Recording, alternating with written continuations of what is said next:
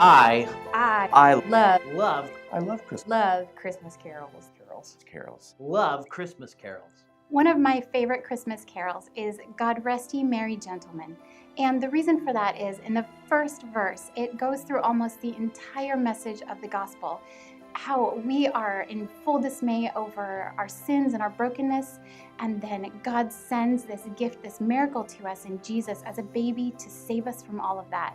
The end of that first verse, the authors ended it with the words, "Comfort and joy, bringing us tidings of comfort and joy." And I just love how that is our hope in God, that we would have comfort no matter what is going on in our lives, and that we can find joy in Jesus despite all the things that life throws at us. And we can always have that hope in Jesus Christ. My favorite Christmas carol is O Holy Night, because it is a true song of worship and praise.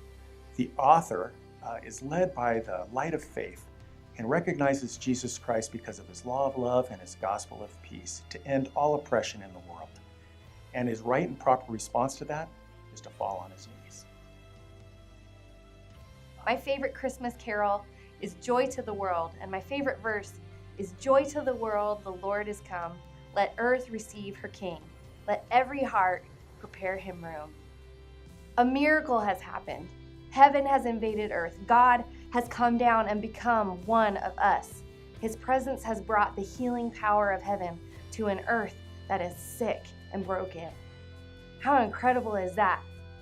So when we say, let every heart prepare him room, we really need to do that. We need to open ourselves up, because once where there was depression and grief, now there is a possibility of joy.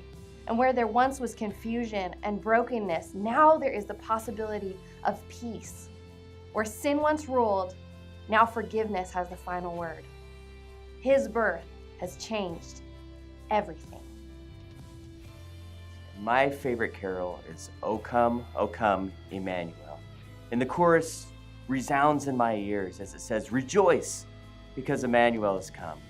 Israel had been waiting for hundreds of years for their Messiah.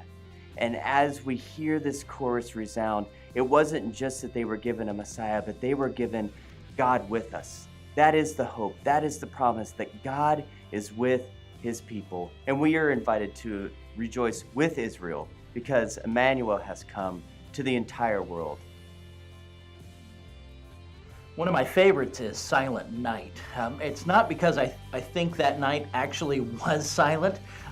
It's a birth in a barn. It cannot be silent.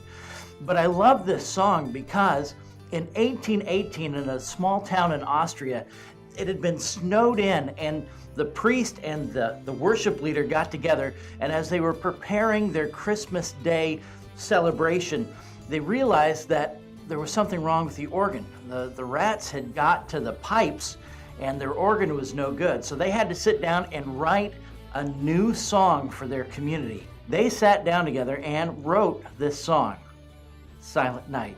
They did it so it could be accompanied by a guitar. I love it.